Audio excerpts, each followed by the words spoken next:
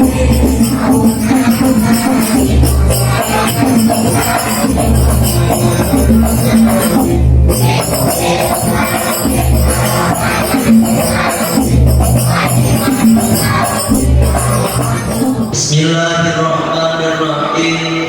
Kita lanjutkan setelah kita membahas tentang barang-barang yang kita temukan di jalan. Ketika hukum menemukan barang di jalan, kita melanjutkan kepada pembahasan berikutnya. Fasal bermula ila satu fasal fi ahkamil latifi, di dalam menjelaskan tentang hukumnya menemukan hukum-hukumnya latif. Wahwa adapun yang dimaksud dengan latif, sobiun itu seorang anak, mandudun yang terlantar, la kafila yang tidak ada yang menanggung lahu baginya, min abin dari bapaknya, au jadin atau dari kakeknya, atau dari orang yang umum yang menempati makomahuma pada makom keduanya. Jadi malam hari ini kita akan membahas tentang hukumnya menemukan anak.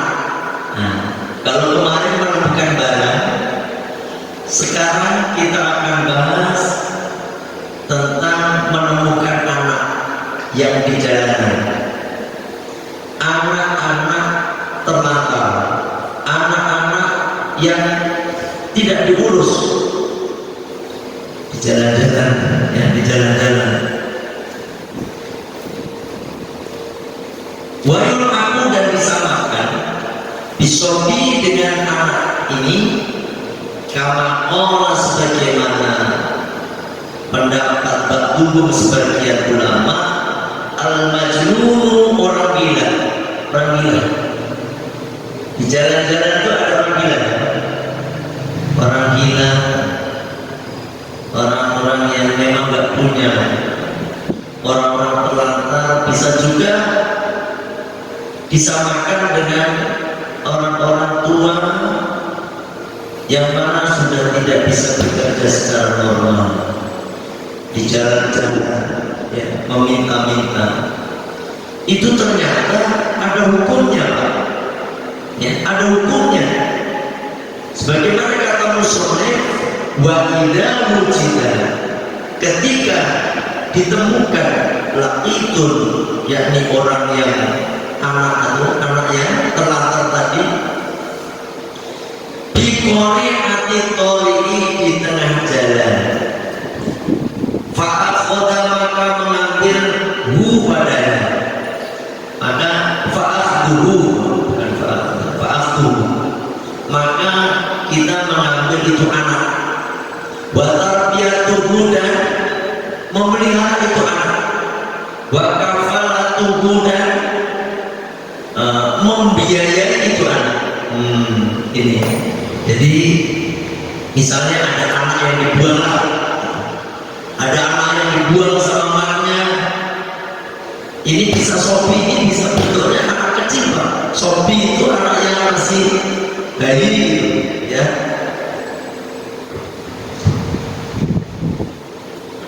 Anak yang kecil yang dibuang oleh orang tuanya, bayi yang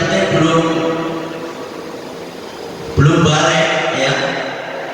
Ini ketika kita berjumpa, kita menemukan anak-anak seperti itu, anak yang dibuang, anak yang terlantar, maka hendaknya kita mengambil itu anak, ya, kita ambil itu anak, kita rawat dan kita biayai. Kalau ada hukum di dalam syariat seperti ini, itu pahalanya besar sisi Allah, pahalanya besar. Banyak kita dengar ada bayi yang dibuang oleh emaknya di depan di sampah. Ada juga anak yang ditaruhnya di depan puskesmas. Saya pernah dengar, saya pernah membaca. Ada anak yang dibuang di depan bidan. Terjemahan ini, kalau dibuang atau ditaruh di depan bidan, saya yakin ibunya itu masih punya belas kasihan, ya, artinya masih pengen berharap anaknya ini hidup. Tapi kalau udah dibuang di sampah, ini kan ada yang dibuang di sampah, ya Allah, ini udah berharap anaknya mati. Kembali ke pembahasan, kalau bapak menemukan anak seperti itu, indahnya bapak ambil, bapak adopsi, jadikan anak. Kalau masih bayi, palanya gede itu pak, palanya gede. Cuma kalau kita menemukan anak seperti ini, ya namanya juga bukan anak kita pak, bukan anak kita, maka statusnya nanti kalau udah gede tidak bisa menjadi anak kita, tetap. Walaupun sampai kapanpun statusnya tetap orang lain. Kalau yang kita temukan itu anak perempuan, kalau masih bayi nggak apa-apa. Kalau udah dewasa, kita melihatnya aurat itu, misalnya dia tidak pakai jilbab, dosa kita melihatnya, ya kan? Walaupun dirawat sejak kecil. Wah, ini udah saya anggap sendiri, anggapan itu tidak bisa merubah hukum, ya. Bahkan ada pak, ada orang mandul, memang nggak bisa punya keturunan, itu ngambil anak ponakan, bukan ponakannya dia, yang mandul kan laki-laki ini, perempuannya. Nah ini kan suami istri ini yang mandul itu laki-laki. Nah ini ngambil ponakannya perempuan, ya, anak perempuan, ponakan perempuan, anak apa namanya, mengambil ponakan perempuan dari istrinya. Nah salahnya ini ambilnya dari bayi pak.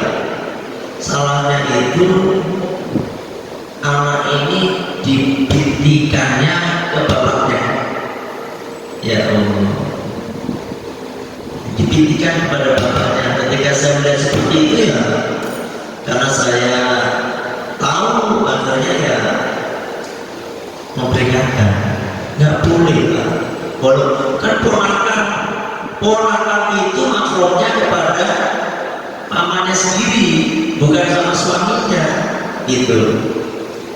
Kalau lebih aman sebenarnya dengan kasus suaminya mandul, istrinya ngambil ponakan mangga, tapi yang laki-laki, ya.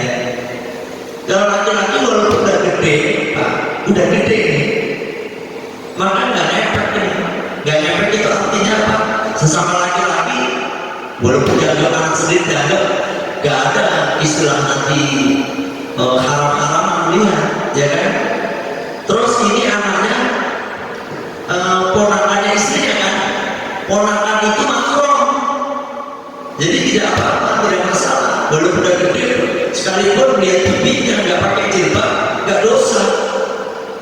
Begitu juga bibinya nggak pakai jilbab, nggak apa-apa di dalam rumah. Paham ini? Apalagi yang nyata-nyata memang orang lain pak. Kalau orang lain jelas itu nggak apa-apa kita, anak angkat lah, kecuali dengan syarat disusui, gitu. Namun bayi disusui, ya. Ketika nyusu 5 kali sedotan, yang kemarin sudah kita bahas, anak susuan maka statusnya ibu ini makro sekaligus suaminya gitu. Ini jadi anak Pak, statusnya jadi anak, itu kan enak, lebih aman.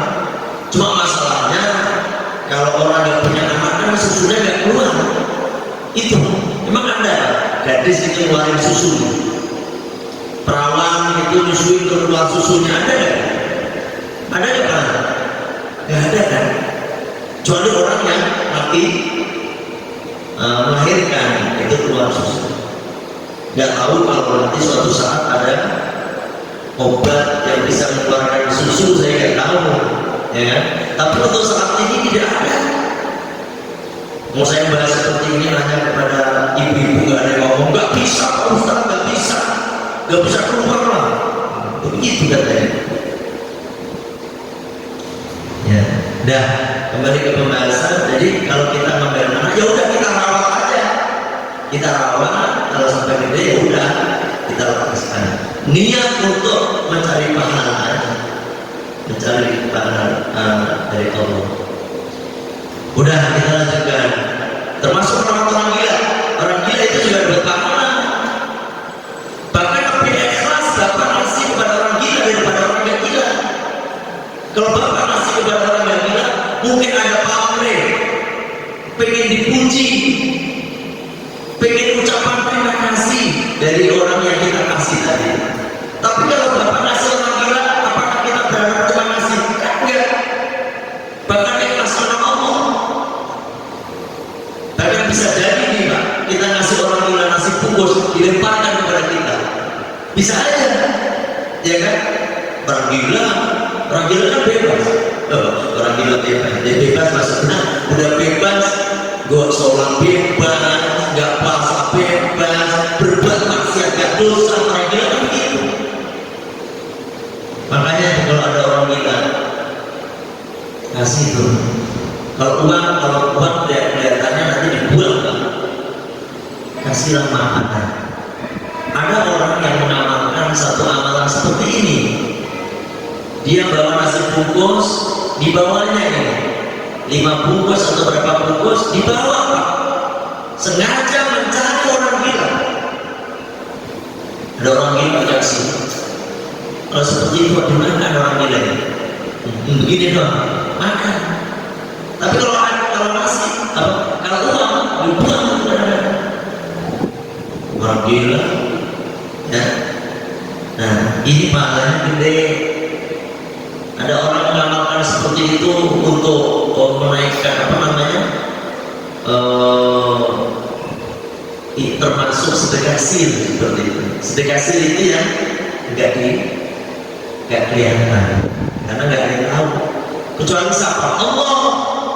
Tapi kalau kita kasih ke orang yang sehat, orang yang waras, sampai dia akan tahu, ya. Dan seperti itu kita lanjutkan.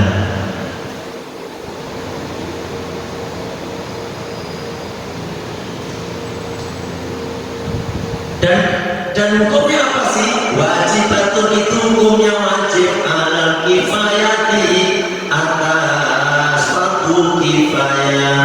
Jadi sebenarnya itu fardu kifayah. Ada anak terlantar, kita nggak ambil nggak apa-apa sebenarnya, ya kan? Yang paling kewajiban di sini adalah pemerintah setempat, RT, RW. Misalnya di blok ini ada anak terlantar, anak dibuang, bayi dibuang, atau umur 3 tahun ditinggalin emaknya, bapaknya nangis itu. Siapa yang bertanggung jawab di situ? RT, RW. Karena ini hukumnya fardu kifayah Pak. Apabila tidak ada yang merawat itu anak, ya, anak kecil tadi loh, umur 3 tahun atau 5 tahun ke bawah, balita, nggak ada yang ambil satu blok, hari ini dosa kabeh. Itu terutama yang paling dosa di sini adalah RT-nya, taruh pusing gede RT-nya. Yang kedua RW-nya, terus lurah. Makanya itu ya Allah, jadi RT itu berat sebenarnya. Jadi RW lebih berat lagi, lurah apalagi, camat lebih berat lagi, apalagi presiden. Kalau tahu tanggung jawabnya nanti di akhirat, gak ada yang mau jadi presiden, gak ada yang mau jadi lurah, gak ada. Lebih berat itu RT, bener nih, RT itu berat, gaji gak dapat. Ya sekarang dapat katanya ya, tiap hari diomelin orang, artinya mana nih, artinya RT dulu, padahal gajinya berapa? Ini ada RT kan? Gajinya berapa? Sebelah ada, katanya ada gaji kan ya? Berapa? 700.000. Dulu berapa bang? Astagfirullah ya kan? Makanya RT itu berat ya, diomelin warganya. Kalau ada apa-apa RT dulu bisa lagi. Yang lebih parah lagi itu lagi ngaji sama penceramahnya kadang-kadang buat apa ya istilahnya bully-bulian, kadang-kadang nonton. Saya kasihan kadang-kadang. RT itu balanya gede loh, kalau dia benar-benar ikhlas karena Allah, balanya gede. Ya, ada orang zina, RT bagian dosanya tuh, wah berbalik juga kan. Kalau dalam perang itu warganya, makanya RT yang paling berat itu RT yang punya warga yang punya kontrakan banyak. Di situ ada 1000 kontrakan, misalnya satu RT itu, ya Allah, suatu saat ada yang berzina di satu kontrakan itu, maka RT itu nanti akan bagian dosanya. Berat. Kembali ke pembahasan tadi, anak yang terlantar, anak kecil yang dibuang, yang tidak diurus oleh bapaknya sama ibunya, maka kita hukumnya mengambilnya itu adalah fardu kifayah.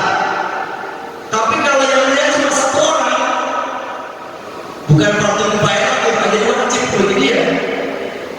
Ya kan, di hutan ada anak kecil namanya sekolah buta, dia nemuin sendiri, gak ada orang lain, maka dia berkewajiban untuk mengambil itu anak.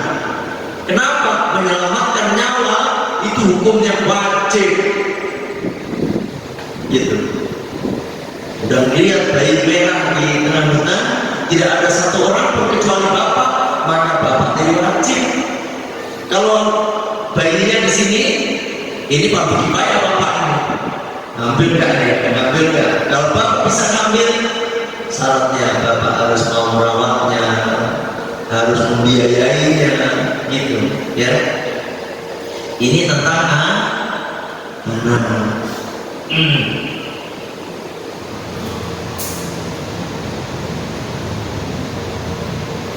Karena apa? Berdasarkan firman Allah Subhanahu wa taala. Ini langsung Al-Qur'an sebagai dalilnya. Wa man, siapa yang menghidupkan yang menghidupkan jiwa atau nyawa, bagaan nama yang nasa, maka seperti dia menghidupkan manusia jami'an semuanya. Ini gitu. Bapak itu kalau ini masih filosofi kan, anak kecil, bapak ambil, bapak rawat, bapak besarkan, bapak biayai, itu seolah-olah bapak itu mendapatkan pahala itu menghidupkan manusia seluruhnya.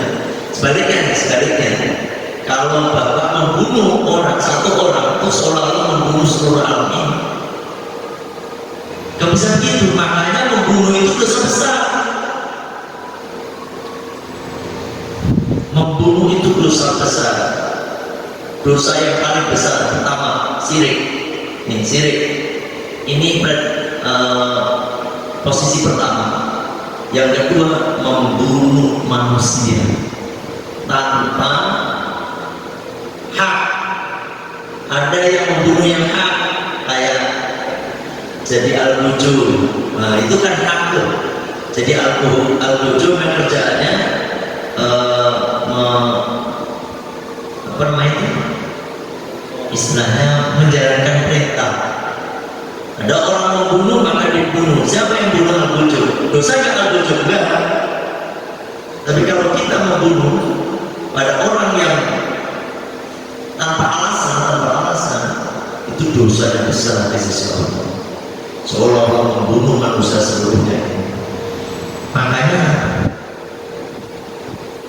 Zaman sekarang ini kadang-kadang ribut aja, saya kasihan gitu. Gimana ini? Ya memang udah waktunya Pak, udah akhir zaman. Ya, akhir zaman. Jadi kata Allah, wa man ahya faka'annama ahyan nasi jami'an. Ya, ahyan nasi jami'an. Ya. Dan siapa yang memberikan kehidupan kepada seseorang, maka seorang dia telah memberikan kehidupan pada manusia seluruhnya. Ya. Sebelum saya lanjut, ada yang tanyakan ada masalah berhubungan dengan memelihara anak. Padahal sebenarnya kenapa saya sampaikan tadi kayak RT RW itu paling wajib? Kan ada undang-undangnya, Pak. Undang-undang dasar 45 pasal 34. Ya, 34 ya. Gimana? 34 ya, benar? Sekarang berapa? 34. Ya benar, 34. Kalau nggak salah dulu PMP-nya ada berapa ya? Fakir miskin dan anak-anak terlantar dipelihara oleh negara, gitu. Makanya RT itu kan bagian negara, RW bagian negara. Dosa nih kalau kita. Nah, penyebabnya apa rata-rata anak dibuang itu? Penyebabnya rata-rata karena ya itu tadi. Sekarang perzinahan ada di mana-mana. Makanya kalau jangan salah, jangan heran kalau sekarang ada dokter yang menggugurkan bayi, itu kan banyak, ada berapa ratus bayi yang sudah dikuburkan. Saya ketemu sama Mama Paraji itu setiap hari itu ada aja orang yang pengen digugurkan. Tapi Mama Paraji ini atau tukang dukun ini, dukun bayi ini orangnya soleh. Dia bilang, Pak Ustaz, ya Allah, setiap saatnya ada orang yang datang pengen digugurin kandungannya. Karena apa dipijit, Pak? Ada yang dipijit. Bener, Mak? Iya. Berarti sekarang ini ada minum bodrek 9. Oh, bodrek 9. Apa nggak ngeliat gitu kan? Akhirnya makanya ada pengalaman aja di luar tema ini. Ada orang anaknya banyak dan anak ini udah gak diharapkan kehadirannya. Minumlah dia bodrek, Pak. Bodrek 9 atau berapa lebih. Dan dia mati, ternyata masih hidup aja. Udah akhirnya dibiarin. Apa yang terjadi? Bayi itu lahir dalam keadaan cacat, gak punya kaki, gak punya tangan. Udah Pak, kalau istri kita hamil, itu rezeki dari Allah, jangan ditolak. Bisa jadi nih kalau sekarang kita miskin nih, bisa jadi kita miskin, anak udah banyak, bisa jadi dengan sebab anak yang dikandung ini, itulah nanti Allah akan memberikan keberkahan yang banyak. Jangan takut, apalagi yang kaya-kaya ini, kalau bisa anaknya banyak. Ini kebanyakan orang kaya anak cuma 2, ada orang 1. Pak, anaknya bukan apa Pak? Aduh Ustaz, 2 aja berpusing tuh. Macam dia yang mikirin anaknya, macam dia yang ngasih makan anaknya, padahal yang ngasih makan rezeki semua itu Allah. Ya, ini anaknya rata-rata berapa? Ini kan mampu semua ya. Ada yang nanya, gimana hukumnya KB? Makanya hukum KB itu kita ngikut pendapat yang halal. boleh dengan syarat apa namanya untuk kemaslahatan anak, ya, kemaslahatan anak. Bahkan ada yang kabin alam. Kabin alam yang seperti apa? Vasektomi, tubektomi, tahu nggak? Vasektomi itu KB yang diputus saluran air maninya, sehingga ketika diputus itu otomatis dia udah nggak punya anak lagi. Ini haram hukumnya. Atau ibu-ibu, yaitu tubektomi ini untuk ibu-ibu, induk telurnya diikat sehingga tidak punya anak lagi. Dan yang kayak gitu kan, ini haram. Kalau KBP, KB Sute itu mangga, silakan. Saya ikut pendapat ini, ya kan? Tapi ada ulama yang mengharamkan, ulama yang mengharamkan. Saya ikut pendapat ini. Ya, kalau pel sama Sute, bagusnya kata yai saya itu pel. Kalau pel itu Pak, pel itu apa namanya? Head itu masih lancar, sebulan bisa head. Yang penting jangan lupa aja minum pilnya. Kalau lupa ya bablas lagi, ya kan? Lupa udah nggak salah. Karena itu harus rutin loh. Kalau Sute 3 bulan kadang nggak head, ya kan? 4 bulan nggak head. Nah itu akhirnya apa? Yang terjadi jadi penyakit gitu. Karena darah haid itu adalah darah yang darah penyakit untuk perempuan. Hidung telur itu loh, yang akan sehingga keluar. Nah seperti ini. Ada juga yang setengah-setengah, setengah halal, setengah haram. Seperti apa? KB spiral. Ini tergantung. KB spiral itu bisa halal kalau yang masang perempuan, dokter perempuan atau bidan perempuan, karena satu hal itu. Kalau dipasang sama laki-laki haram gitu, ya kan? Nah ini perlu Bapak ketahui. Ada KB kalender. Ada yang tahu KB kalender? KB kalender ada yang tahu? Gimana KB kalender?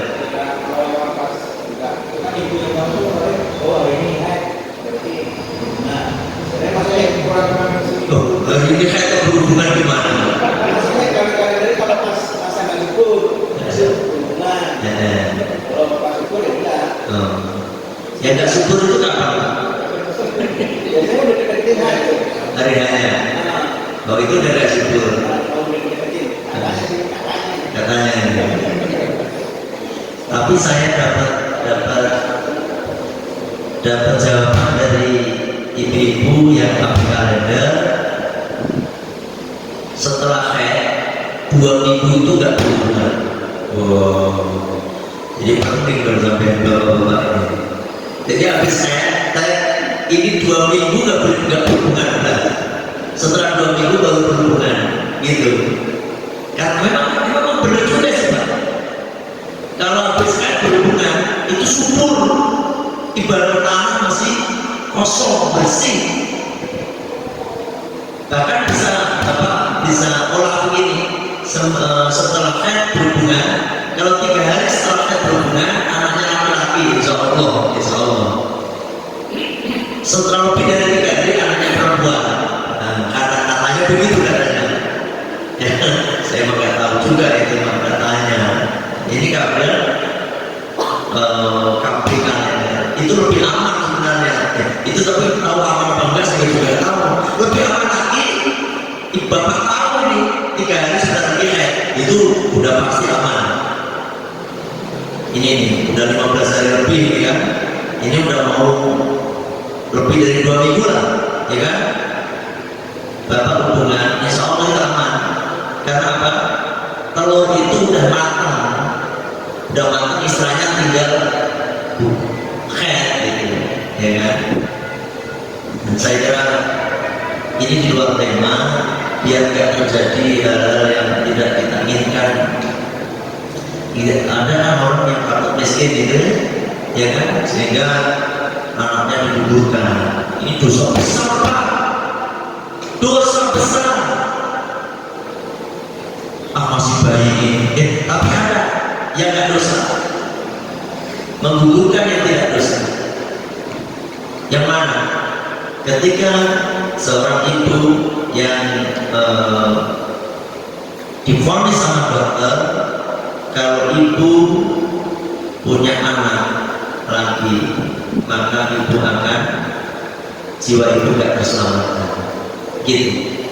Kalau seperti ini, janin itu belum tentu hidup. Maka dalam hukum fikih, maka yang udah pasti hidup itu yang wajib diselamatkan. Siapa? Ibunya. Paham? Jadi kalau ada dokter bilang ibu kalau punya anak laki, maka menurut penelitian ibu gak akan selamat lagi. Nah itu boleh digugurkan, ya boleh digugurkan. Ada yang nanya? Ada nanya? Ya. Kalau misalnya ibu yang biasanya melahirkan kan, kalau yang disesar terus gitu, biasanya kan kalau dari kedokteran 3 kali disesar itu nggak boleh lagi melahirkan, jadinya disteril biasanya. Itu sekarang. Sebenarnya sekarang bukan 3 kali, Pak. Saya dengar itu udah 5.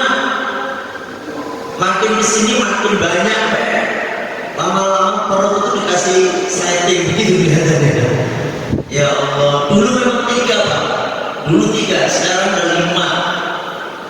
Ya, jangan disteril, tolong jangan disteril. Ya, nggak ada. Ada orang 5 atau sesar semua nggak apa-apa, ya, nggak apa-apa. Itu belum boleh disteril. Steril itu tadi kalau memang menyangkut keselamatan ibu. Ibu memang udah nggak bisa, kalau ia hamil maka ibu akan terancam jiwanya. Itu boleh disteril, paham ya? Gitu. Kayak istri saya itu pun KB, ya. Jangan satu-satunya KB aja, jangan disteril. Jangan disteril.